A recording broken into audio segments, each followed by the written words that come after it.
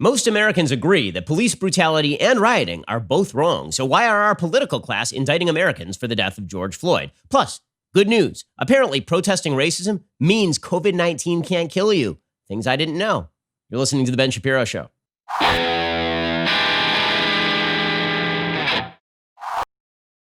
This show is sponsored by ExpressVPN. Stop putting your online data at risk. Get protected at expressvpn.com/Ben. Okay, so while we watch the fire raging out of control, and good news was last night it seems like it raged a little bit less out of control. There wasn't major rioting in Los Angeles. Doesn't seem like there was as major rioting in New York. There were some problems in New York, but it wasn't nearly as bad. D.C. seems to have gotten things more under control. Minneapolis was under control as well. And you know why that was? Because of all the evil, terrible police officers and law enforcement officers who are apparently systemically racist, who are out there protecting the veneer of civilization from rioting and looting.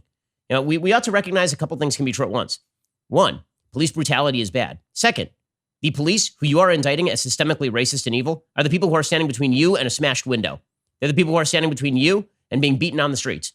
Okay, there is a reality in the world, and that reality is they're bad people who are willing to do you harm, and the people who are in blue are very often the last line of defense against those people, and we saw that over the past week. That does not mean that police brutality is okay. It means that you ought to actually be accurate in your portrayal of the police instead of this binary decision-making where you see people chanting things like abolish the police. Abolish the police ain't going to go so well if the last week was any indicator. Okay, so here is the thing that's super irritating about everything that is going on. I mean, there are many things that are very irritating about everything that's going on. The big narrative that is supremely irritating is the narrative that Americans, broadly speaking, are responsible for the death of George Floyd. And this can be attributed to a larger narrative, which is that America, writ large, is responsible for every inequality that exists in America, that inequality is inequity, and that every inequality can be laid at the feet of the American system, which is, of course, how you get people justifying the looting of Target. Because the idea is, by looting Target, I am looting an institution of the American hierarchy. Now, normally, we would just say that if you loot Target, you're a piece of crap. But as long as you cite these sort of Marxist pseudo-studies that university professors and members of our media spout, as long as you say that Target is just an institution of the capitalist structure, and therefore you breaking into an ATM is fighting back against the system that oppresses you, well, then apparently it is utterly and totally fine. Now, here's the thing about all this. This would assume that most Americans didn't care about George Floyd. And if you listen to our politicians, it really is incredible. You listen to our politicians and our media and many of the protesters, they're screaming to the heavens that Americans don't care about George Floyd. Weird, because every single person I have met ever knows George Floyd's name. And every single person I have met ever believes that that police officer should go to jail for putting his knee on the neck of a man for 9 long minutes while he says, I can't breathe, and provides no threat to the officers. I'm still waiting to meet the people who think that the police officer was completely fine. But there is widespread agreement on virtually all of these issues. The fact is the vast majority of Americans, I mean, like nearly all of them, believe that police brutality is bad. And if you look at the statistics on the protests that are happening right now, there's a poll that is out from Morning Consult and Monmouth. And here's what it says. Regardless of the actual actions taken, do you think the anger that led to these protests was fully justified, partially justified, or not at all justified? Fully justified, 57% of Americans say yes. Partially justified, 21% of Americans say yes. So that means 78% of Americans say that this thing was either fully or partially justified. Only 18% say that it was not at all justified. And I'll go further than that. I think that the question is vaguely worded. I think that if you ask Americans, how many of you believe that police brutality should be ended, the answer would not be 78%. The answer would be 99.99999%. Also, how many Americans believe that their local police department is doing a good job? 41% of Americans say that they are very satisfied with their local police department. 30% of Americans say they are somewhat satisfied with their police department. So that's 71%. And another 13% say they are somewhat satisfied and not, or they're neither dissatisfied nor satisfied. Okay, so that means that doing some quick mental math, 84% of Americans say they are somewhere between, they're okay, and they're doing a great job on their own police force. So does that suggest that people believe that their police force is systemically racist and that their police officers are evil and terrible and no good and very bad? Also, a clear majority of Americans say they support supplementing city police forces with the military in order to stop rioting. A very large majority of Americans, in fact. 58% of Americans say they either strongly support or somewhat support sending in the military if necessary in order to stop rioting. Just 19% say they strongly oppose 11% say they have no opinion. Now, there is one data point where Americans have shifted. So all of those stats, by the way, are extremely consistent. They've been very consistent for a very long time. Americans like and respect police officers in their neighborhood by and large, by statistics, by poll statistics. Americans, by and large, like universally, think police brutality is bad. And Americans don't want to see rioting and looting in their streets. These seem like things that we can all agree on, right? That seems like a pretty good starting point for a society and a civilization. The one area where opinion has shifted is in the area of whether they believe that Black Americans are more likely to be victims of excessive force than white Americans. In July 2016, when Barack Obama was president, that answer was 34% of Americans said that Black Americans were more likely than white Americans to be victims of excessive force if they are Black. That was during Barack Obama's presidency. Now Trump is president, and that number has skyrocketed to 57%. I would suggest that the partisan breakdown is that a lot more Democrats than Republicans have now shifted their opinions on this because of the nature of the president of the United States. I think that has very little to do with the underlying feelings about all of this. So if we all basically agree on a lot of this stuff, then why the division? And the answer, again, goes back to this suggestion that is being put forward by the media, by our politicians, by academia, by the political class, that the death of George Floyd is supposed to be a referendum on you as a person, on you as an individual, and on America writ large. And there we do have some pretty significant and severe disagreements. And we'll get to those disagreements in just 1 second. First, let's talk about the fact that if you've got a medical problem, like, for example, erectile dysfunction, it can be really difficult to talk about that with a doctor. I mean, it can be very embarrassing. And right now, can you get to a doctor's appointment anyway? So why not just get this problem solved? And then you never have to think about it again. This is why you should go check out my friends over at Roman. They've spent years building a digital platform that can connect you with a doctor licensed in your state, all from the comfort of home. Just grab your phone or computer, complete a free online visit. You'll hear back from a U.S. licensed physician within 24 hours. If the doctor decides that treatment is right for you, your medication can be shipped directly to your door with free 2-day shipping. You'll also get free unlimited follow-ups with your doctor anytime you have questions or you want to adjust your treatment plan. With Roman, there are no commitments and you can cancel anytime. So if you're struggling with ED, stay home or go to GetRoman.com/Ben for a free online visit and free 2-day shipping. That's GetRoman.com/Ben for that free online visit and free 2-day shipping. Again, if you got a medical problem, there's no reason to pretend that it's not happening. Instead, just go get it solved, and then you can make your life better today. GetRoman.com/Ben for that free online visit and free 2-day shipping. GetRoman.com/Ben. All right, so we're going to get to the narrative problem in just a second. But suffice it to say that the narrative dichotomy that's been set up by our media, by our political betters, by the elites in our society, that political narrative that America is bad and terrible means that our political class have gone incredibly soft on rioters and looters. They've gone incredibly soft on people who are acting violently. And that has real world consequences. I mean, people are dying. And I don't just mean people who are victims of police brutality. We have seen a bevy of police officers shot. We have seen police officers attacked. We saw over the last 48 hours a retired St. Louis police captain named David Dorn, who is Black. We saw him shot to death outside of a looted North City pawn shop in St. Louis. He's 77 years old. He was a retired St. Louis city captain. According to the Ethical Society of Police in St. Louis, Dorn was a retired St. Louis city captain, and they said he was murdered by looters at a pawn shop. He was the type of brother that would have given his life to save them if he had to. Violence is not the answer, whether it's a citizen or an officer. Apparently, he was murdered during the looting while exercising law enforcement training, according to St. Louis Police Chief John Hayden. The video is absolutely heartbreaking, of a family member standing over his body as the man dies on the sidewalk. But you wouldn't know David Dorn's name, really, except for a few media stories. We're going to have mass nationwide protests over George Floyd because apparently the great threat to Black Americans is the police. But this 77-year-old retired police captain who is Black was murdered, and nobody's going to know David Dorn's name within 48 hours because that's the way our media culture works in this country. Just as nobody knows the name of the federal officer, the Black federal officer who was shot to death and murdered in cold blood in Oakland. Nobody's going to remember his name either because it doesn't fit the narrative. The narrative is that Black people in America are an existential threat because of white people in America, even though that is not true. It isn't true, and we're going to get to how not true that is in just 1 second. So President Trump, of course, tweeted about the officer who was shot. And he tweeted out a tribute to the officer. He said, "Our highest respect to the family of David Dorn, a great police captain from St. Louis who was viciously shot and killed by despicable looters last night. We honor our police officers perhaps more than ever before. Thank you."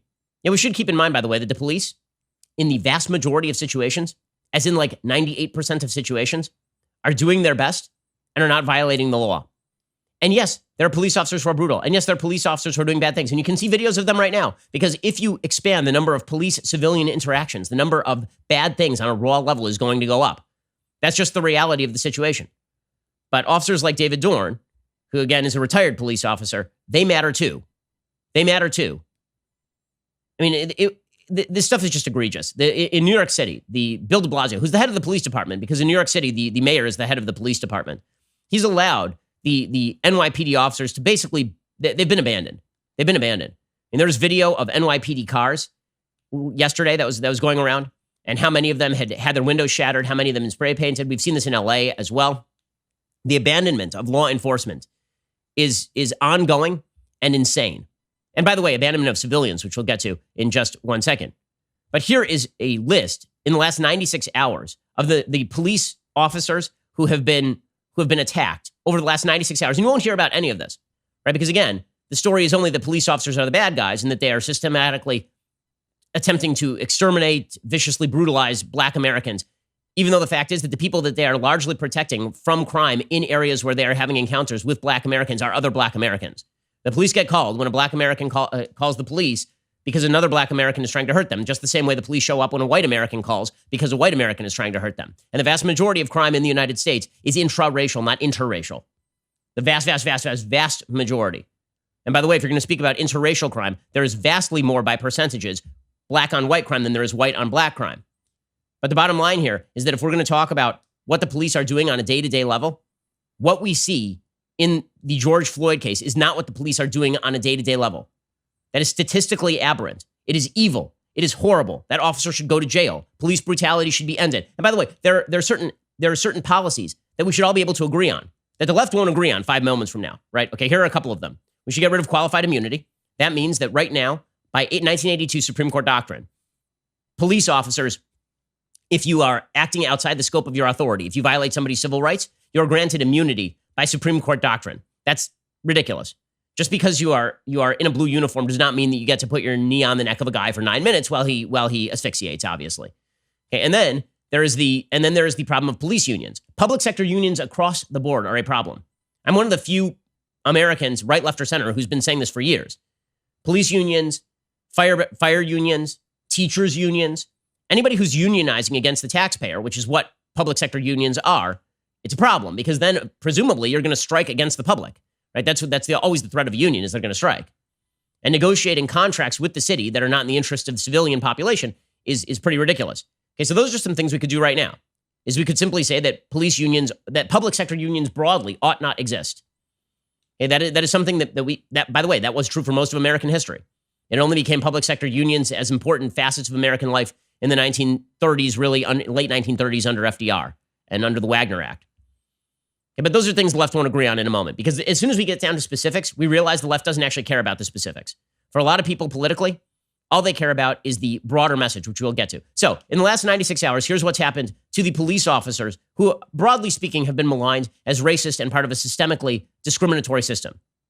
A Las Vegas Metropolitan police officer shot in the back of the head, struggling with a rioter. An active shooter opened fire on law enforcement at a Las Vegas courthouse. 4 St. Louis police officers were shot by an active shooter. A New York police officer was struck by a vehicle. 3 Buffalo law enforcement officers were struck by a vehicle in front of a police station.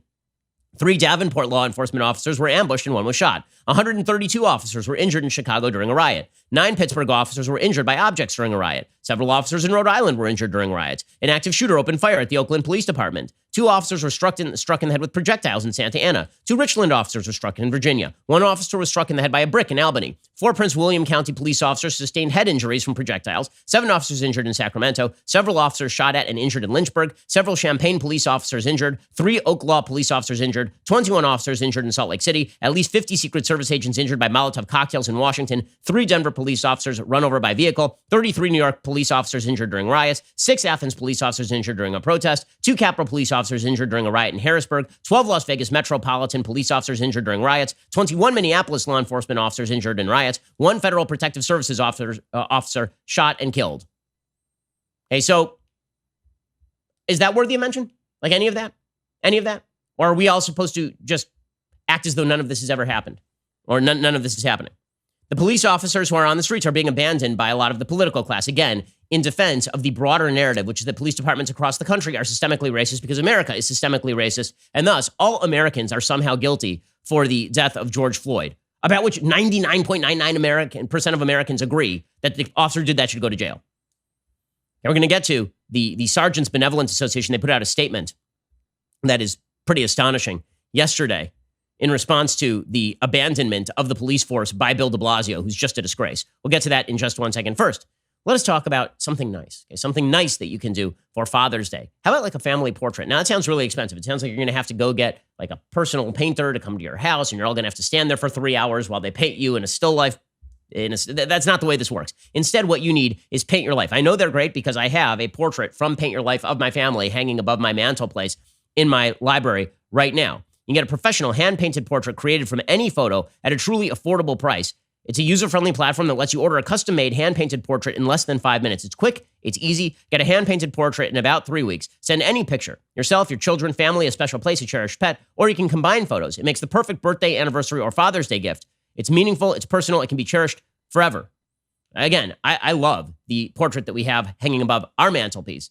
It is a spectacular piece of art, and you can get one too. At paintyourlife.com, there is no risk. If you don't love the final painting, your money is refunded guaranteed. And right now, as a limited time offer, you can get 20% off your painting. That is correct, 20% off and free shipping. To get the special offer, text the word Ben to 64,000. That's Ben to 64,000. Again, text my name, Ben, to 64,000. Paint your life. Celebrate the moments that matter most. This makes a fantastic, fantastic gift. Go check them out right now. Paintyourlife.com. Text Ben to 64,000 for the special deal, 20% off and free shipping. Okay, so the Sergeants Benevolence Association in New York City has now come out just ripping into Bill de Blasio, as well they should, by the way. The Sergeants Benevolence Association says, "Dear fellow sergeants, I'm being inundated with calls, text messages, and emails pleading for help. Please know I'm reading each and every correspondence I receive. I want each of you to know I'm very much aware of everything that is occurring in our city. I know we are losing the city. We have no leadership, no direction, no plan. I know you are being held back and used as pawns. I understand. I am one of you. I am doing it and will continue to do everything I can to protect you and the people of the city. So I'm asking you to please stay together and stay strong. Hold the line, protect each other, stand shoulder to shoulder, do not give up, never give up. I hear you. I am aware, and soon everyone is going to hear you. Help is coming. We will win this war in New York City. Remember, you work for a higher authority. It's good against evil, and good always wins." He's talking about the looters and the rioters, not the protesters, obviously. And the following are some of the messages I am receiving. This is according to Ed Mullins, the president of the Sergeants Benevolence Association. "Total nightmare last night. The executives of the NYPD are going to get a member of the service killed. They have no plan set in motion. You have inspectors and chiefs running around the city with no direction. Leave the police work to the frontline supervisors. I've been at these riots since the beginning. I've been hit with eggs, bricks, and rocks. My officers are depleted, tired, and beat up. Our officers and supervisors are getting hurt every night doing their jobs without any support from our PC, our chief of police, and our mayor." Okay, and this, by the way, is the widespread sentiment for police officers in areas across the country. I'm talking to police officers in major cities across the country. Again, because our political class is invested in a particular narrative. And that narrative is that the violence and the looting and the treatment of police officers is an outgrowth. It's a response to the evils of our entire system. That's the idea here. So it comes first and foremost from the media. So our media, who are all Ivy League educated, college educated intelligentsia, who never are going to have to actually be in the middle of one of these riots, ever. Right? They get to sit in their cush mansions in Upper West Side, New York. They don't have to worry about their small store being looted in Van Nuys. They don't have to worry about their storefront windows being shattered in the middle of Midtown. So they can sit in their studios and they can do hits on CNN. Nicole Hannah-Jones, the New York Times editor who just won a Pulitzer Prize, for her 1619 project, which again is a bag of garbage. She said, she was on CBS News last night, and she says it's actually not violent to loot. Good news, guys. It turns out Nicole Hannah-Jones has some words about violence. Violence, because, it turns out that real violence is what's been done to black people over American history. Real violence doesn't involve burning things down or breaking into stores or anything like that. Real violence is just systemic racism, according to Nicole Hannah-Jones. Now, it turns out Jim Crow is real violence. So is slavery. Those are real. You know what else is real violence? Burning down a black store owner's store or a white store owner's store, by the way. I have some notes in a few moments about the store owners who are posting BLM messages on the plywood outside their stores in a vain attempt to get the rioters and looters to leave them alone. But here was Nicole Hannah-Jones last night. Again, this commentary is so stupid, she should be given another Pulitzer. Here she was explaining that violence does not include looting and rioting. It is disturbing to see property being destroyed. It is disturbing to see people taking property from stores. But these are things. And violence is when an agent of the state kneels on a man's neck until all of the life is leached out of his body.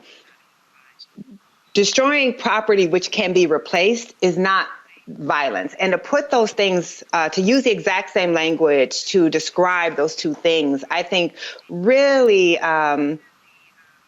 it's not moral to do that. Oh, weird, because you know what I've heard over and over and over from members of the intelligentsia left is that speech is violence. Hate speech is violence. Using the wrong pronoun is violence. But apparently burning down someone's store is not violence. Pretty incredible stuff right there. By the way, is it violence when people attack police officers or shoot police officers or run police officers over in cars? Is that not violence? Are we not allowed to comment on that either? Chris Cuomo last night was defending the rioters. He said, who says that rioters have to be polite and peaceful? Then later says, I'm not approving of violence. Then why did you use the word peaceful? Here's Chris Cuomo last night. Too many see the protest as the problem. No, the problem is what forced your fellow citizens to take to the streets. Persistent and poisonous inequities and injustice.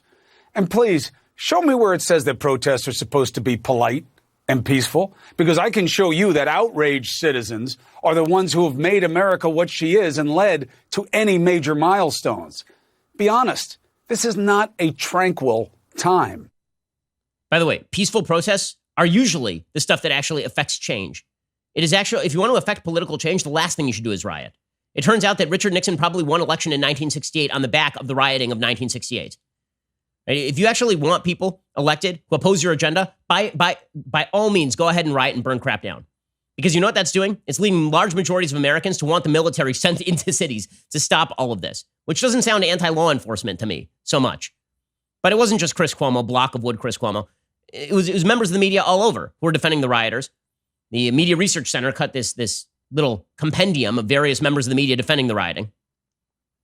I want to make perfectly clear, this has been almost entirely peaceful. In fact, completely peaceful. Many of these protests have been largely peaceful. Mostly peaceful. Mostly peaceful. Mostly peaceful. I'm looking at those live pictures next to you, and they seem very peaceful. There are always folks on the fringes of protests that do the things that we don't like. A few people who break a few windows and burn a few cars. No one should be destructing property and that sort of thing, but I understand the anger. Okay, this was the narrative from the media. By the way, you would never hear anything remotely like this for a cause the media didn't love. Right? The media love this particular cause because, again, it ties into the narrative. We're going to get to the narrative and the falsehood of the narrative in just 1 second. But there is nobody who, if this were a Tea Party protest and swaths of the Tea Party were going out and looting and rioting, if this were an anti-lockdown protest and swaths of people were going, I mean, they were going nuts and calling the protesters violent for exercising their right to bear arms and breathing too close to other people. Now you have people who are attacking cops, burning down. We had curfew in a county of 10 million people in Los Angeles last night for like the fourth straight night. Are you insane? But this is the narrative the media are pushing. So we're going to get to that narrative in just 1 second because the narrative is a lie. You are not guilty for George Floyd's death unless you are Derek Chauvin. You are not guilty for systemic racism unless you have done a racist thing. We're going to get to that in just 1 second. First, let's talk about something calmer, something nicer, something great for Father's Day. I am talking about the best steaks money can buy. I'm talking about Omaha steaks. I mean, these things are just spectacular. They sent me some kosher Omaha steaks. Ugh, heaven. Heaven in a bundle. Just unbelievable stuff. Omaha's world famous steaks, they've been naturally aged at least 21 days for tenderness, hand carved to perfection. They offer tasty, easy to make side dishes, artisan desserts, and much, much more. Omaha Steaks has been America's original butcher since 1917. They deliver guaranteed quality and safety with every single order, all backed by an unconditional 100% money back guarantee. Every Omaha Steaks order is flash frozen, vacuum sealed, safely delivered in a cooler with dry ice. That means fresh. So if you are looking for a perfect Father's Day gift, I'm telling you, the packages that are available at Omaha Steaks, these are unbelievable. Dad is never going to be happier than when he opens up a box and he sees the meats from Omaha Steaks, because this is amazing, amazing stuff. Right now, Omaha Steaks is offering my listeners access to a variety of amazing packages that are perfect to send for Father's Day. Go to omahasteaks.com, enter the code Shapiro into the search bar to unlock savings for my listeners of 50% and more, and free shipping on orders over $99. There are lots of packages available. They're all ready to be shipped straight to his door in time for Father's Day, or to your door if you just feel like grilling it up in the backyard. Go to omahasteaks.com, enter the code Shapiro. That's omahasteaks.com. Enter code Shapiro to shop for Father's Day today. Again, all you have to do is go to omahasteaks.com, go to that search bar and enter the code Shapiro to look for these magical packages. This is excellent, excellent stuff. Okay, so what does this narrative that I've been talking about, and that I'm going to get to in a second, lead to? The narrative leads to the bizarre situation where if you defend your own property, we are now going to declare you a vigilante. This is what happened in Philadelphia last night. According to townhall.com, Philadelphia Mayor Jim Kenney and Police Commissioner Daniel Outlaw paid lip service to the right of citizens to defend their businesses and lives on Tuesday during a press conference. But in the next breath, they expressed how disturbed they were that people would take matters into their own hands. Because it turns out when the police won't defend you, people tend to defend themselves. Here's what happened. A gun store owner in the city shot and killed a looter. A 67-year-old gun store owner told cops he spent the night at Firing Line Inc. on South Front Street after a recent attempted burglary at his business. He was inside his gun shop overnight because someone had attempted to break in over the past few days. The owner, Greg Isabella, opened fire with a Bushmaster M4 rifle, according to police. Why? Well, because a group of 4 men using bolt cutters cut a lock before forcing open a door to the gun range about 4:15 a.m. The suspects then proceeded to a second floor, and that's where Isabella was waiting for them. One of the males pointed a gun at the owner. That's when the owner of the gun shop, who was in possession of one of his guns, fired several shots, striking one male at least one time in the head. So what exactly did the politicians have to say? Outlaw said, "We do not endorse or condone any form of vigilante justice or taking the law into one's own hands." She encouraged people to use safe, nonviolent methods when possible. She was forced to admit that there are very clear laws that allow us to protect ourselves and our property from harm. Kenney said he was deeply troubled by the incident. What is troubling about a man? The only thing that's troubling there is that somebody was attempting to break into a store. You break into a store and you get shot for your trouble. That's a good thing. But again, this ties into the narrative that breaking into stores, rioting, looting, all of this ties into the bottom line narrative that America is cruel and America is evil and America is bad. And this has become a bipartisan narrative. So it started off as a narrative in academia and on the left, and now it has made its way into conciliatory Republican circles. There are a lot of conciliatory Republicans who are trying to understand the anger that they are seeing out there, and instead of saying, okay, well, the anger about police brutality is justified, the anger that suggests that America is to blame, broadly speaking, for instances like what we saw with George Floyd, that is not justified. That sometimes anger is not actually justified. That certain types of anger may be justified and certain types of anger may not be justified. Right? We all feel this way in our lives, that there are certain types of anger that are justified and certain that are not. But just because somebody's angry, anger is not self-justifying. You have to provide evidence that your anger is rooted in something that is true. Okay, but that apparently has gone by the wayside. So this has been a long-time Democratic narrative, is that America is deeply racist and deeply sexist and bigoted, rooted in racism, that America's history began in 1619 with the importation of African slaves to the American continent, that it did not begin in 1776 in freedom and liberty. But the American story is truly about the exploitation of Black Americans by white Americans, and that has never let up. It has minimized slightly, but not really. Right? That's been the narrative of the left for a very long time. And thus, all inequalities can be chalked up to America's innate evil. And even if you're not racist, even if you've never done a thing that's racist, you are a product of that racist system. And therefore, you are just as guilty as Derek Chauvin for what happened to George Floyd because you looked the other way. You were complicit in the system. This is the broad scale narrative that's being driven. This is what Joe Biden was doing yesterday when he spoke in Philadelphia. So Joe Biden gave a speech from teleprompter, and congratulations to him. He got through 3 sentences without falling all over himself. So that's a big accomplishment for a man who's on the verge of senility. Here was Joe Biden, the former vice president, who for 8 years apparently had nothing to say about any of this stuff except to rip police every so often. Didn't solve the problem after 36 years in the Senate. But here he is now explaining that we've all turned away from inequality, which again, I'm going to need the evidence considering that everyone agrees that the officer in the George Floyd case should go to jail and that when officers are brutal, they should go to jail. We all agree on this. But here is Joe Biden laying George Floyd's death at the feet of all of this. And you know what? I'm not going to accept collective responsibility for something I didn't do any more than a Black American should accept collective responsibility for rioting and looting. Because that's bullcrap. It's nonsense. We're individuals and we should treat each other as individuals. Here is Joe Biden saying we should not. We can't leave this moment thinking that we can once again turn away and do nothing. We can't do that this time. We just can't. The moment has come for our nation to deal with systemic racism, to deal with the growing economic inequity that exists in our nation, to deal with the denial of the promise of this nation. Okay, so he is just fulfilling the promise laid out by LBJ back in the 1960s, suggesting that you don't have to identify an actual inequity. You don't have to identify a difference in law. You don't have to identify an actual racist. All you have to do is say that when something happens that is unequal, that is an indicator that America writ large is broadly guilty, right? All inequality is inequity. That is the message here. This is a message being put forth by Eric Garcetti, our idiot mayor of Los Angeles. By the way, can I just point out that it is a bad thing to bring thousands of people to protest outside of somebody's private residence? Protesters were being praised for this. They went outside Mayor Eric Garcetti's house. I am not a Garcetti sympathizer. His kids are inside there. That's where his wife and his kids live. Protesting outside somebody's house. He's got an office. It's downtown. You can just go right down there and protest it. But going into a residential area and then thousands of people sitting outside a private residence because you don't like Eric Garcetti is, can we point out, kind of threatening? Like a little bit threatening? It's right outside. How would you feel if somebody were right outside your door yelling at you?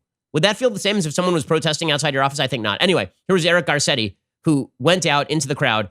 Again, no mask or anything. We'll get to that in a second. Amazing how our politicians, we all got to lock down. You're killing grandma if you don't wear a mask 100 feet away from everybody else. But if you're protesting against racial inequality, that's totally different than if you want to just go back to work or something, or you want to go to synagogue or something. We'll get to that in a little bit. But here was Eric Garcetti saying, we need a country that listens. Question, you're the mayor. How's that listening going? What does that actually look like? Politicians do this all the time, by the way. I'm going to have a listening tour. Well, listening tour. Oh, a tour where you use your ears. Well, problem solved, guys. A listening tour just means I'm not going to change anything, but I'm going to express my sympathy for your feelings. We're not going to address the core issues and whether you are justified in your feelings and whether there's any data to back this and practical measures to alleviate some of the problems. Instead, we're going to go on a listening tour. And you know I'm sympathetic because Eric Garcetti feels your pain. Here's Eric Garcetti last night. Blackface should not be a sentence to die, nor to be homeless, nor to be sick, nor to be underemployed, nor to be undereducated. We need a country that listens. So second, we are here to listen. And I want to invite the leaders of this organization. Him. That's so disgusting. A black face should not be a reason to die, a reason to be underemployed. Who's saying it should be? Who are you arguing with? Who are you arguing with? And the answer is that you're arguing with nobody. You're arguing with nobody. You're arguing with a straw man America that says that black people should simply die. What is the statistical evidence that anyone in America believes this? But this, of course, is the narrative that is set, because once the narrative is set, there's a predictable result. And that predictable result is unrest. It is, because once you declare that America is rotten, root and branch, once you declare that the foundations of America are fundamentally rotten, you cannot then suggest, well, what we need to do is we need to do a little touch-up job right here, on like the corner of the building. Once the foundations of the building are completely rotten, there's only one solution, which is to destroy the building. And you can see that many of the rioters and looters, and yes, the protesters, some of the protesters, by the way, to pretend that all the protesters are unsympathetic to the rioting and the looting is not true. There are some protesters who are very sympathetic. We haven't done polls of the protesters. It is not 0%. It may not be 50%. It may not be 40%, but I don't know the percentages. You don't either. But to pretend, as the media have done, that all the protesters are unsympathetic to the looting is simply not true, especially when a lot of the rioting and looting is springing out from the protests. They started the protest, and the idea they're outside infiltrators, the data are not too certain on that. Okay, this is not blaming all protesters writ large for the actions of rioters and looters. But Ami Horowitz, documentarian, he went to Minneapolis and he actually asked some of the protesters, not the rioters and looters, some of the protesters, how they felt about the rioting and the looting. And here was their explanation. Rioting and looting are justified because America is evil, because Target is part of the system. Here was Ami talking to some of the protesters who are African American. Target, Walmart, Best Buy, all of that Gucci, wherever the y'all like, you better lock your door. George Floyd. This is us saying, hey man, you're not giving it to us, so we're gonna take it. Of course. What do you expect them to do? Google, Microsoft, all that bullshit, that's all built up. That's all slavery money. If anybody's a thief, it's America. So when we take it back or we burn it down, yeah, we getting back what's ours. You won't give it up? Okay, you ain't having it no more.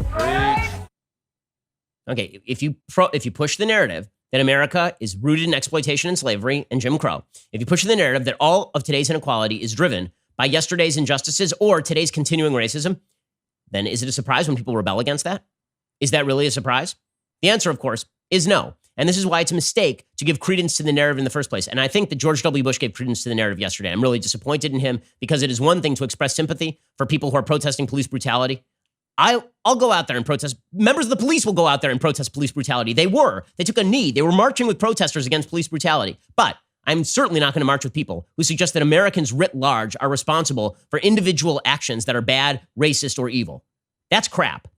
And to back that narrative is to basically suggest that the entire system needs to be torn away. It doesn't create unity, it creates division.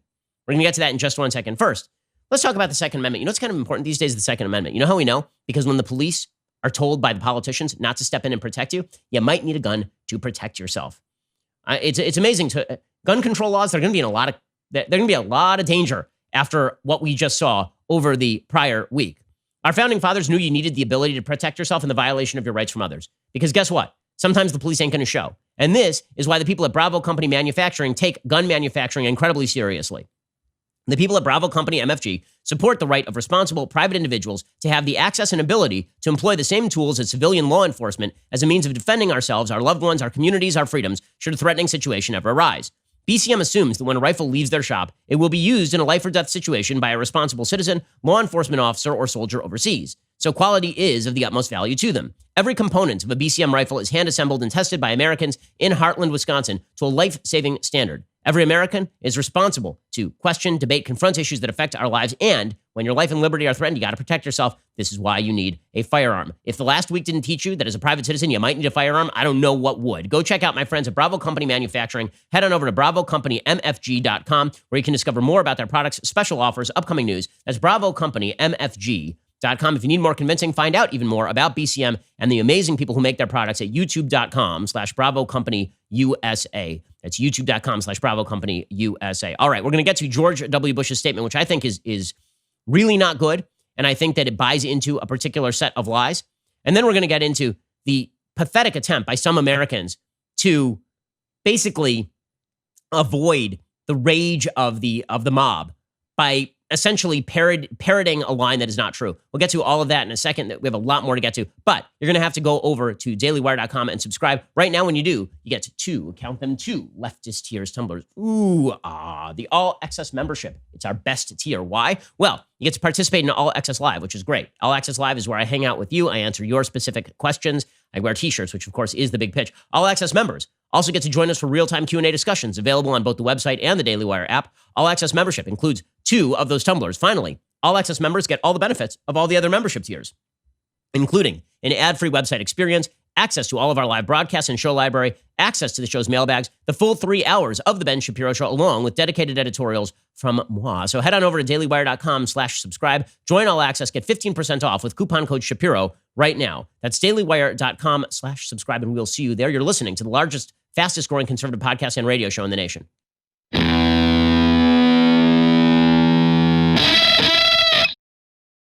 Okay, so the narrative, again, is America is evil. America hasn't listened. Every inequality in America is due to inequity. This comes out in stupidest possible fashion in a column by a person named Savala Trepzinski, the executive director of the Center for Social Justice at the UC Berkeley School of Law. She has a book about race, gender, and the body, published by Simon & Schuster in 2021. I'm sure it will be a massive bestseller. It is called Black and Brown People Have Been Protesting for Centuries. It's white people who are responsible for what happens next. What I love about that title, particularly, is the idea that white people had nothing to do with, ending slavery. White people had nothing to do with ending Jim Crow. That basically there's this stark dichotomy between the races, which of course is not true in terms of there are lots of good white people and lots of bad white people. There are lots of great black people and lots of bad black people. It turns out that individuals are both good and bad. This is a thing that happens. But according to this article at Time Magazine, the way that you know you're white is that you exist in opposition to other groups. She says, how do you know you're white? I'm talking to 100 law students. The room is racially diverse and full of people who have gotten into top law schools. They're committed to making racial equality a cornerstone of their work. They tend to think about race in their daily lives. They've chosen to attend this evening lecture about the problematic ways race is baked into American law and legal pedagogy. But not a single hand goes up to answer my question, and this matters. You know why no one raised their hand? Because they're afraid you're going to yell at them. Because if you say, I know I'm white because of the color of my skin, you're going to say, no, you're not acknowledging the systems and hierarchies of race that have made you so powerful. And if you say, I don't think of myself as white, I think of myself as Jewish, says, well, you don't understand that you are white because of the systems of privilege and power, right? No matter what you say, there's no right answer. There's no right answer. According to this professor over at UC Berkeley School of Law, the way that you know you're white in the end is because you are part of whiteness, right? So you should be guilty because you're white. She says, white students often stop short, unable to identify and articulate the cultural, political, economic, and historic clues that tell them they are part of whiteness, let alone what being part of whiteness truly means. I let the silence grow. It gets uncomfortable. Then I step in to suggest that this phenomenon is a significant part of America's problem with race. So if you answer, she yells at you because you don't understand your own whiteness unless you shout that you are guilty for all of America's problems. And then if you don't answer, that's also the problem. So this particular narrative is the end point of the academic nonsense that suggests collective responsibility for individual sins.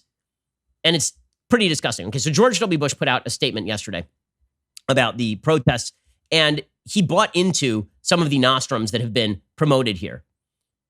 Now, he starts off and he talks about the brutal suffocation of George Floyd. Again, we all agree. Then he says, we have resisted the urge to speak out because this is not the time for us to lecture. It is time for us to listen. It is time for America to examine our tragic failures. And as we do, we will also see some of our redeeming strengths. Okay, what are our tragic failures? It remains a shocking failure that many African Americans, especially young African American men, are harassed and threatened in their own country. Okay, can we have some data on that or some specific people who are doing that? Because that's a crime. Can we have... So this is just George W. Bush trying to calm the anger. It's the same thing as police officers taking a knee with protesters. It's not that police officers believe that they themselves are systemically racist or that they are racist at all. It's that police officers are trying to quell the anger by legitimizing the anger. There's a problem, however. I understand the short-term strategy, but there's a problem. When you legitimize the anger by also legitimizing a lie, namely that America is in a horrible, terrible place for Black Americans to live, that Black Americans cannot experience equality, that Black Americans are innately under the thumb of white America, there are going to be predictable results that do not end up working inside the political system. So George W. Bush puts out this statement along with Laura Bush. He says, this tragedy and a lot of similar tragedies raises a long overdue question. How do we end systemic racism in our society?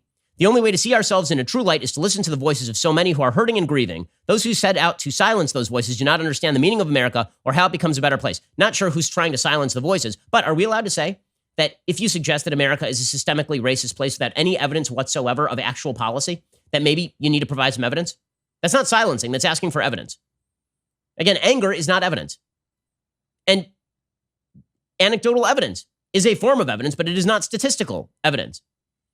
The buying into the narrative that America broadly writ is guilty for the sins of people like Derek Chauvin, that every one of those instances can be broadened out and blamed on American hierarchies of power, is a trope that has a predictable endpoint, and the predictable endpoint is the disintegration of the country.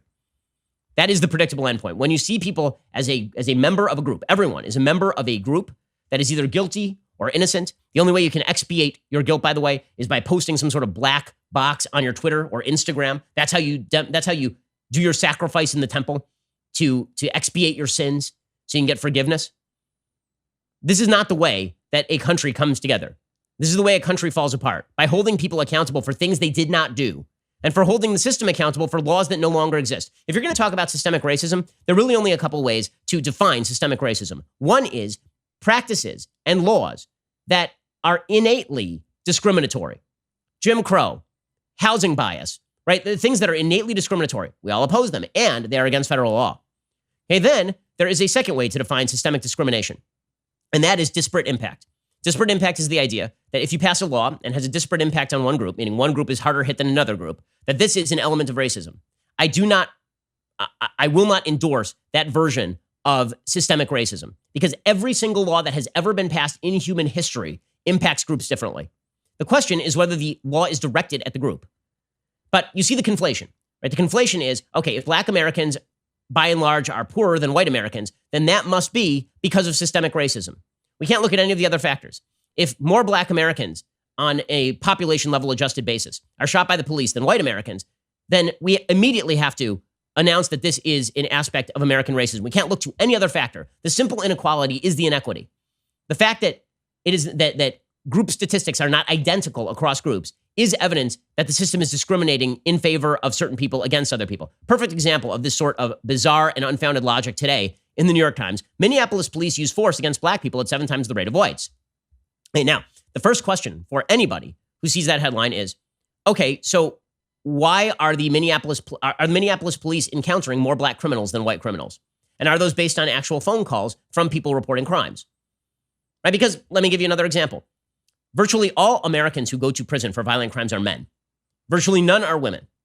Does that mean that the system is unequal with regard to men and women, or does it mean that men are committing more crimes than women in terms of violent crimes? Wouldn't you want to know that before you declare the system innately inequitable, innately systemically discriminatory against men? The answer is, of course you would. So if the question is, how many people are being shot by police? The second question should be, okay, and how many people committed crimes?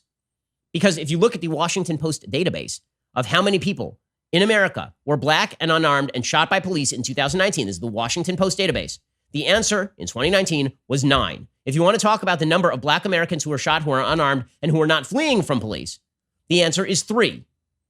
Does that sound like the extermination of black people across the country? It does not. Nowhere in this New York Times piece, not a single place, do they actually talk about differential crime rates by race. Now, again, that's not racist. It is not racist to point out that there are differential crime statistics any more than it is racist to point out that there are differential statistics when it turns to police officers shooting people. Hey, a statistic is a statistic. Statistics are not racist. They are just statistics. Okay, but apparently, if you point out that a disproportionate share of crime is committed by young black men, this is racist. But if you point out that a disproportionate share of young black men are shot by police, then this is woke. How about both of those are stats and they are related stats, but we're not allowed to point that out. We just have to attribute the disparity, the second disparity, not the first. The second disparity, we are supposed to attribute to broad-scale American racism. So we have this long article about the evils of the Minneapolis police. My favorite quote in this is from David Schultz, professor at Hamline University in St. Paul. He says, the disparities in the use of force in Minneapolis parallel large racial gaps in vital measures in the city, like income, education, and unemployment. He says it just mirrors the disparities of so many other things in which Minneapolis comes in very badly. Okay, might it mirror the disparity in crime statistics? Might it? Wouldn't that be like the number one question, considering you called the cops? This is not about random white Americans shooting random black Americans. This is about the police who are called in to deal with crime. Wouldn't you want to know what the calls actually said before you declare that the police are racist? If somebody calls up the police and says, my neighbor just murdered my other neighbor. Both of them were black. And the police come and they get in an armed confrontation with the murderer. Is that a racist incident, or is that the police doing their job? That's the big question. The question isn't how many black Americans are being shot by police. The question is how many black Americans are being unjustifiably shot by police. And how does that compare with the number of white Americans being unjustifiably shot by police? And more, because that would implicate racism. And more broadly, how many Americans are broadly being unjustifiably shot by police is an issue of police brutality. Okay, and that one we all agree on. But instead, we have to drive this narrative over and over and over again that every inequality is due to the innate evils of the United States. And so you saw CNN put up a piece today about racial inequalities in the United States in terms of the wealth gap. Okay, it is true that there are certain disparities in the wealth gap that are attributable to historic injustices, like redlining, for example, because so much of wealth is concentrated in home ownership, for example. But it would not explain, racism would not explain, the continuing income disparity between black Americans and white Americans, particularly because you know where there is no income disparity. If you look at parental income, if your parents are poor, you are not going to have as high an income, generally speaking, after the same period of time as somebody who's born in a rich family, which is not a particular surprise, right? You're going to grow up in a richer community. You're going to have more connections. Right? That is a class issue. That is not a race issue. But if you are, let's say that you're a black woman who is born in a wealthy black family versus a white woman born in a wealthy white family, how exactly does that turn out? Is that racism? Well, it turns out there is no income gap between black and white women raised in similar households. None. It's only among males, which might implicate behavior because it turns out that black women are also black. So again, like statistics I know have been verboten here because we're trying to drive a narrative. It is wrong for people to try and buy their way out of conflict by buying into narratives that are going to create deeper conflicts over the nature of America. Because again, the idea that America is systemically racist and broadly racist just allows people to, number one, avoid naming and shaming and being specific about policies and people who are doing bad things, and instead allows them to say the entire system is guilty, therefore tear down the entire system. And if you don't say tear down the entire system, then you're a racist, right? That is the implication of the narrative that is being drawn. Okay, in just a second, I'm going to get to some actual police statistics, and we'll talk about systemic police racism. We'll also talk about this attempt to buy penance, particularly by woke white people who are attempting to demonstrate their bona fides by mouthing platitudes, which again does not cure racism. You know what didn't cure racism? You putting up a black square on Instagram yesterday. Racism not solved. You have accomplished 0 things. And guess what? It ain't going to matter because next time there is a police officer who is white who kills a black man unjustifiably, nobody's going to care that he put up a black square 3 years ago. No one. It ain't going to matter one iota. We're going to get to all this in just 1 second. First, let's talk about the actual statistics. So Heather McDonald, who has spent her life studying the statistics on police brutality and racial disparities, she has a piece in the Wall Street Journal that is worth reading. Again, we can acknowledge that people are angry. We can acknowledge that people have anecdotal evidence of the police mistreating them. We can even acknowledge that if you are a black person living in a high crime area, there is a better chance that you had a bad run-in with a police officer than there is if you are a black person living in a high income area, or if you're a white person living in a high income area, or a white person living in a low crime area. Right? The area is determinative, and the amount of interaction between police officers and people of a particular race is determinative too. My guess is that you could find quite a bit of anecdotal evidence of police abusing Latinos in East Los Angeles, where there are high crime rates and a lot of Hispanic populations. Okay, but here's Heather McDonald talking about the myth of systemic police racism. She says, this charge of systemic police bias was wrong during the Obama years. It remains so today.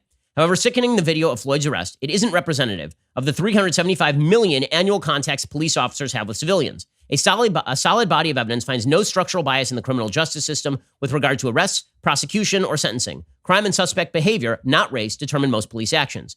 In 2019, police officers fatally shot 1,004 people, most of whom were armed or otherwise dangerous. African Americans were about a quarter of those killed by cops last year, 235, a ratio that has remained stable since 2015. Okay, so first of all, we should note just right off the bat that police officers fatally shot 235 black people last year. There are 30 million black Americans. Does that sound like a campaign of extermination by police officers against black people? It does not. That share of black victims is less than what black crime rates would predict, since police shootings are a function of how often officers encounter armed and violent suspects. In 2018, the last year for which such data have been published, African Americans made up 53% of known homicide offenders in the U.S. and committed about 60% of robberies, although they are 13% of the population. In fact, if you actually want to break down that subset even further, you shouldn't really use 13% of the population as a substitute because really you're talking about young black men. It is not black women who are committing homicide and robbery, right? It's a smaller percentage of the population even than that. The police fatally shot 9 unarmed blacks and 19 unarmed whites in 2019, according to the Washington Post. That is down from 38 and 32 in 2015. The Post defines unarmed broadly to include such cases as a suspect in Newark, New Jersey, who had a loaded handgun in his car during a police chase. That guy was still considered unarmed by the Post. In 2018, there were 7,400 black homicide victims. Assuming a comparable number of victims last year, those 9 unarmed black victims of police shootings represent 0.1% of all African Americans killed in 2019. By contrast, a police officer is 18.5 times more likely to be killed by a black male than an unarmed black male is likely to be killed by a police officer. On Memorial Day weekend in Chicago alone, 10 African Americans were killed in drive-by shootings. Such routine violence has continued. This past weekend, 80 Chicagoans were shot in drive-by shootings, 21 fatally, the victims overwhelmingly black. Police shootings are not the reason that blacks are dying of homicide at 8 times the rate of whites and Hispanics combined. Criminal violence is. The latest in a series of studies undercutting the claim of systemic police bias was published in August 2019 in the Proceedings of the National Academy of Sciences. The researchers found that the more frequently officers encounter violent suspects from any given racial group, the greater the chance that a member of that group will be fatally shot by the police officer. There is no significant evidence of anti-black disparity in the likelihood of being shot by the police. A 2015 Justice Department analysis of the Philly Police Department found that white police officers were less likely than black or Hispanic officers to shoot unarmed black suspects. Research by Harvard economist Roland Fryer found no evidence of racial discrimination in shootings.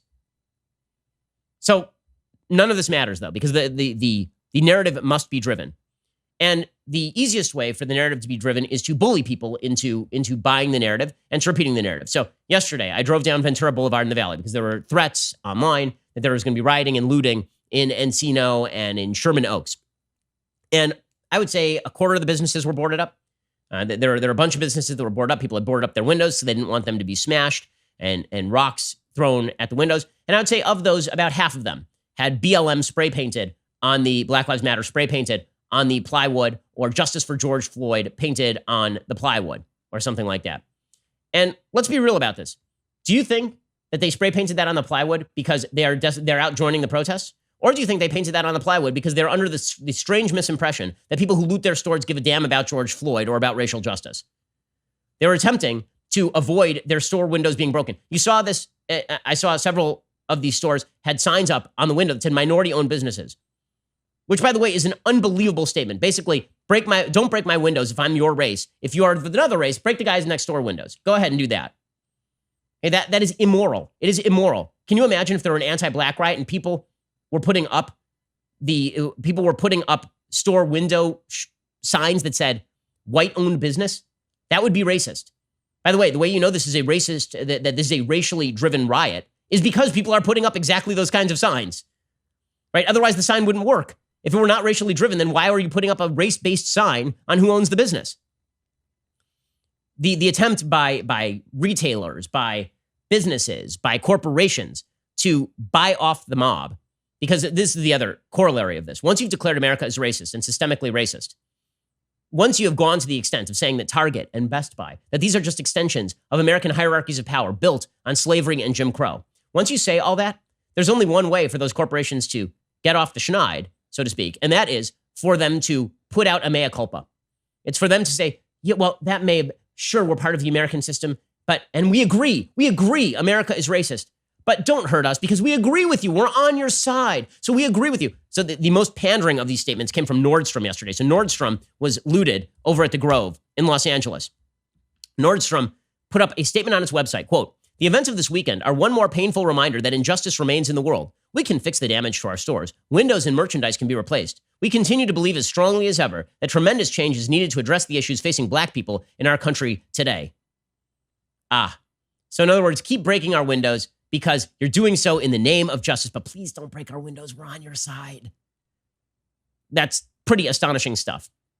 Okay, I'm sorry, woke white people involving themselves in performative virtue signaling so that they will be left alone online or in their business. I'm not sure how that's great for the country. You're not calling for actual changes to policy. You're not backing actual changes to policy. Like, well, I'd love to see one of these corporations come out in favor of ending qualified immunity. I'd like to see one of these corporations come out, small businesses come out and say, you know what the big problem here is? Police unions. We need to end police brutality. I'd like to see one of these businesses come out and say, you know what one of the big problems here is? That we have too little policing in high crime areas because that leads to continuing levels of crime against people of color in these areas. And that makes it very difficult to invest money in those areas. None of these businesses are going to say any of that because that's actual content. Instead, they're going to virtue signal with sloganeering, hoping they will be left alone. That's what's happening here. We're going to buy into the narrative that blame America writ large, kneel with the protesters, say that systemic racism is responsible for all inequality, and then maybe everybody can get along. That's not the way this is going to go. That's not the way this is going to go. Honestly, the best video of the last 24 hours came courtesy of our friend Ami Horowitz, who's in Minneapolis, and he was in somebody's apartment building. And he took this video of these appear to be frat bros who are giving the thumbs up to protesters who are on the street. So there are a bunch of protesters who are walking along the street. And these frat bros start giving the thumbs up. We're on your side, man. We're on your side. And 5 seconds later, rocks come smashing through the window. It's pretty hilarious. It's in a very sad and tragic fashion. It is hilarious. But they're there giving the thumbs up. We're on your side, man. Filming themselves. And boom, rock comes right through the window. And there it goes. Yep. And we're on your, and the guy begging and pleading, I'm on your side, man. We're on your side. Well, that didn't help, did it? It didn't help, did it? We see this from our late night host too. Jimmy Fallon is trying to buy his way out of woke jail. So Jimmy Fallon has been declared unwoke for several years, ever since he touched President Trump's hair, which is apparently the font of all evil. You're not allowed to touch President Trump's hair and ruffle it and treat him like a human being. So Fallon did that a few years ago, back in 2016. He has never been let out of woke prison since. He was leading in the ratings until then. Then the media turned on him, and it became time for woke Prince Jimmy Kimmel and woke Prince Stephen Colbert to take the lead. So Jimmy Fallon the other night on his show, he apologized for wearing blackface in 2000, as though this is going to get him out of woke jail, which it will not. Right? But by the way, he didn't wear blackface in the traditional sense of I'm making fun of black people writ large. He was dressed up as his friend Chris Rock. You know how it wasn't racist? You know how you know it wasn't racist? Because no one cared in 2000. And it turns out racism was kind of an issue in 2000. I was there. It turns out people cared about racism in 2000. Jimmy Kimmel apologized for it, and then he hosted Don Lemon because he had to bring on his black friend to expiate his sins. If I bring on Don Lemon, one of the worst commentators in America, but he's black and he's my friend, to talk about this stuff, I have listened. I have demonstrated my listening quality. Here's Jimmy Fallon. There's a story came out about me on SNL doing an impression of Chris Rock in blackface, and I was horrified. How do I say, I love this person? I respect this guy more than I respect most humans. So I thought about it, and I realized that I can't not say I'm horrified, and I'm sorry, and I'm embarrassed. And what that small gesture did for me was break my own silence. And what then I started to do was talk to some experts, some of which are here tonight and this week, and I realized that the silence is the biggest crime that white guys like me and the rest of us are doing. It feels like the silence is not the biggest crime that white people are doing. It seems like the biggest crime that people are doing is actual crime. And by the way, again, I'm not sure who thought, like, the implication here is that if you do not sound off on Twitter about every issue, you therefore approve of bad behavior, which is insane. I haven't spent a lot of my time online talking about rape in the Congo. I think it's evil. I think rape in the Congo is evil. I haven't spent a ton of time talking about it because it hasn't been in the news. When it is in the news, I'll talk about it. But I don't think that it's safe to assume that because I have not spent tons of time talking about rape in the Congo, that means I approve of rape in the Congo. I also do not believe that because Jimmy Kimmel and Jimmy Fallon and all the rest of the late night white hosts have not spent every day talking about systemic police racism, that they think the police brutality is okay. Who is, like, what? This implication is idiotic. It's idiotic, top to bottom, front to back. It's moronic. Okay, all of this, so much of this is performative. And you can tell so much of this is performative. Representative Elliot Engel, who's a Democrat from New York, let the cat out of the bag. He was supposed to speak at a rally, and he was caught on a hot mic saying, I wouldn't care about making a speech in front of this crowd except that I have a primary coming up. I'll announce everybody. I appreciate you coming, but then I got to then go down the list, and it's just too many folks here. If I didn't have a primary, I wouldn't care. Say that again? If I didn't have a primary, I wouldn't care. No. Don't do that to me. We're not going to do this. We're not going to politicize this. Everybody has a primary. So we're arguing over who gets to posture in front of a crowd for the sake of voting. Yeah, these are people who take seriously the problems, or alternatively, you can, as long as you express sympathy for causes, even causes that, like, again, not the cause of anti-police brutality. The cause of America is bad. As long as you express sympathy for that, you can win some primary votes. Does that sound like a way to heal America, or does it really, really not? Okay, meanwhile, I have to comment on this because it's perfectly insane. It's perfectly insane. And it demonstrates that our political class should never be given any sort of power at all. It's absurd. Absurd. Okay, so remember that time when COVID-19 was a thing? Remember? That was kind of a thing, right? I mean, we were locked in our houses from like the middle of March all the way till now. And we were told that if you go out in public and you breathe anywhere close to anybody without a mask, you're evil and you're killing grandma. And if you talk about reopening businesses, if you even talk about it, you're killing grandma. You're engaging in an experiment in human sacrifice. Weird how that all went away over the last week. Isn't that weird? You have Eric Garcetti, video of Mayor Eric Garcetti, who had locked down all of LA County for months on end, all of it. Restaurants shut down, nail salons shut down, businesses shut down, schools shut down. Yesterday, you had our moron mayor, Eric Garcetti, out in the middle of a crowd in his neighborhood with no mask and people 1 foot around him. By the way, what do you think people do at rallies? Do you think that they whisper to one another 6 feet apart? Or do you think they shout as loudly as possible, expelling germs from their mouth at every shout? The entire rationale for, by the way, shutting down churches is that when people sing very loudly, they expel spittle, and that gets in other people's orifices, and that this conveys COVID-19. What do you think protests with tens of thousands of people do? What do you think that does? So you had Eric Garcetti doing that. You had Bill de Blasio out in public. You had Phil Murphy out in public. You had every lockdown advocate in America who's a Democrat out in public in the middle of large crowds, no masking, hugging people.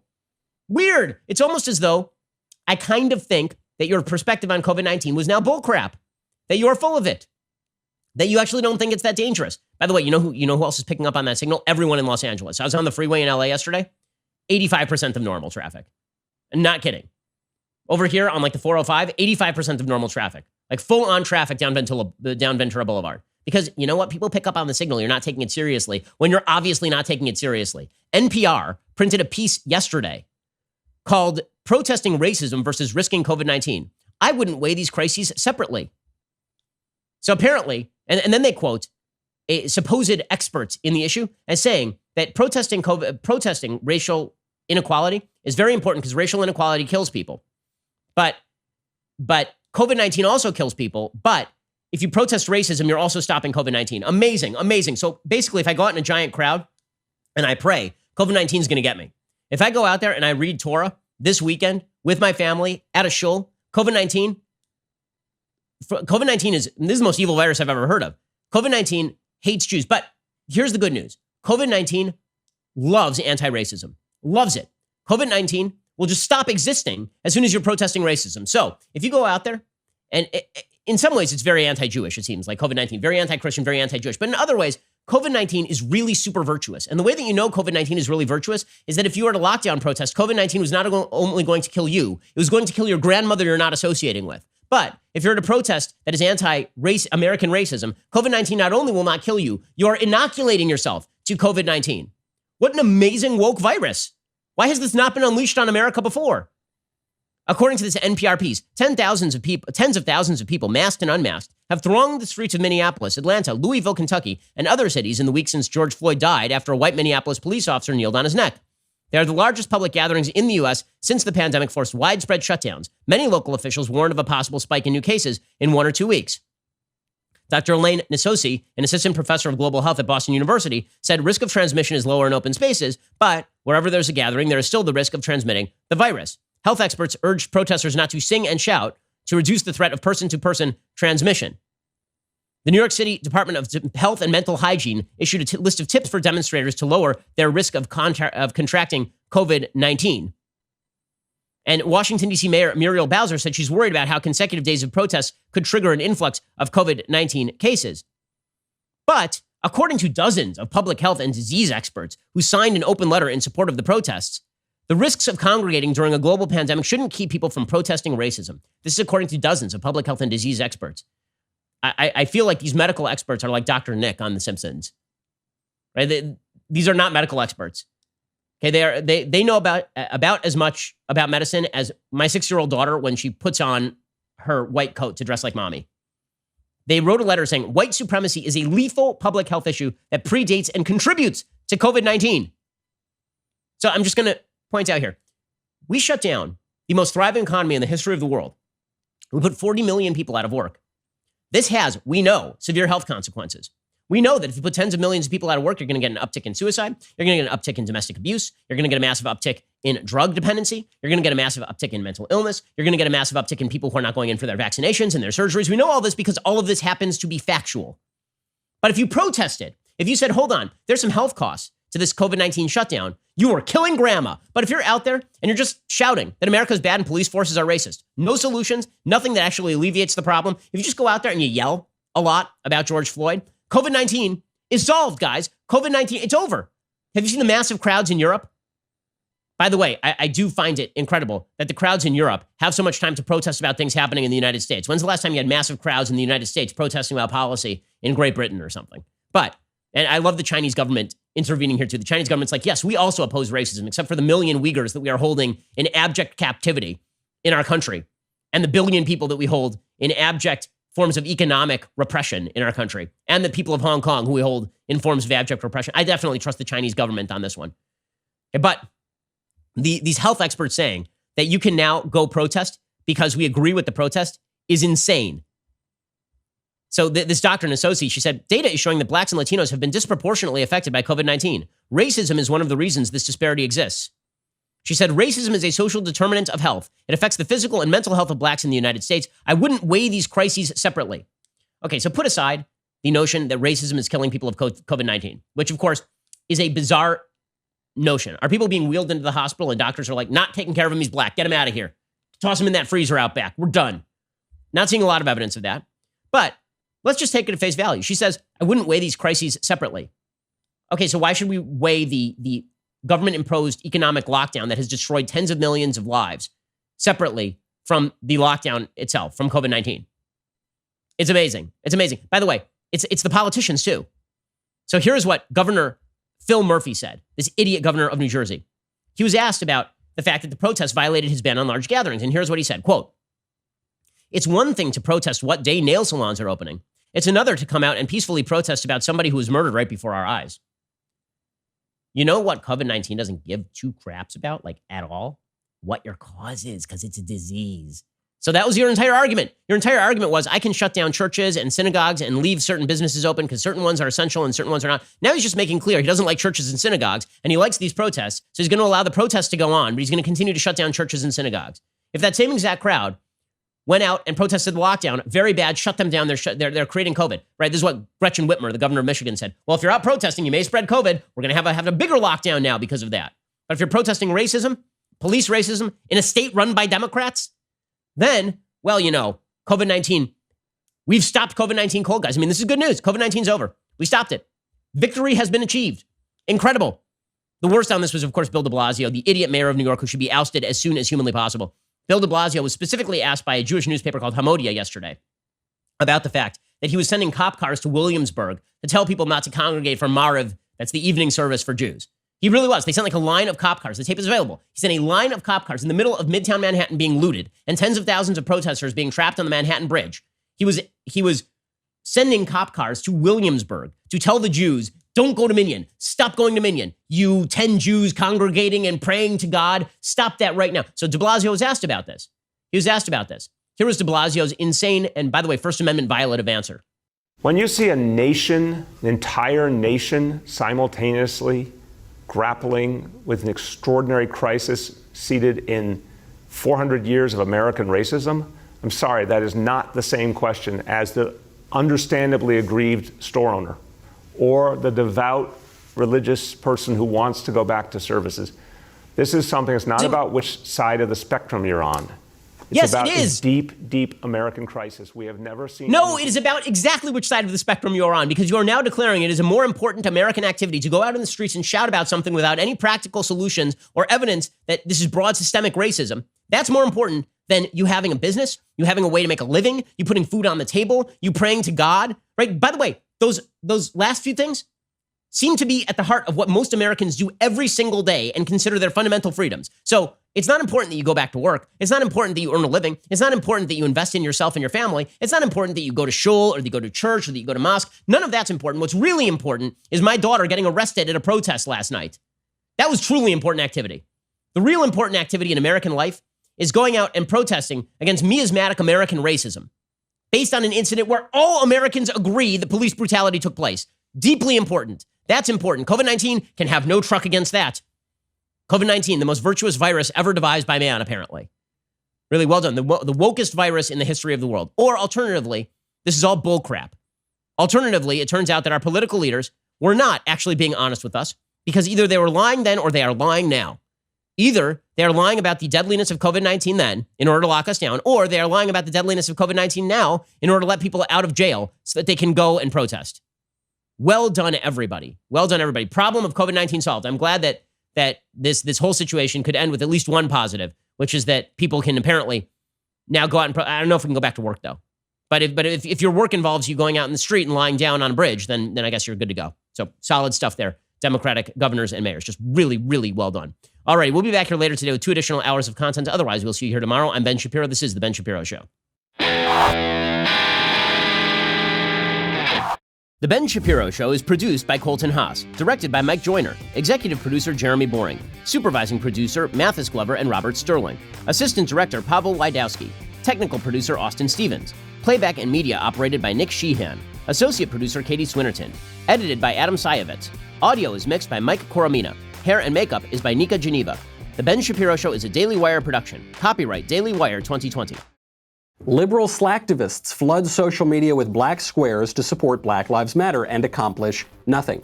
The violence continues, and the honest radicals defend it. All the while, normal people of all races get hurt. Check it out on The Michael Knowles Show.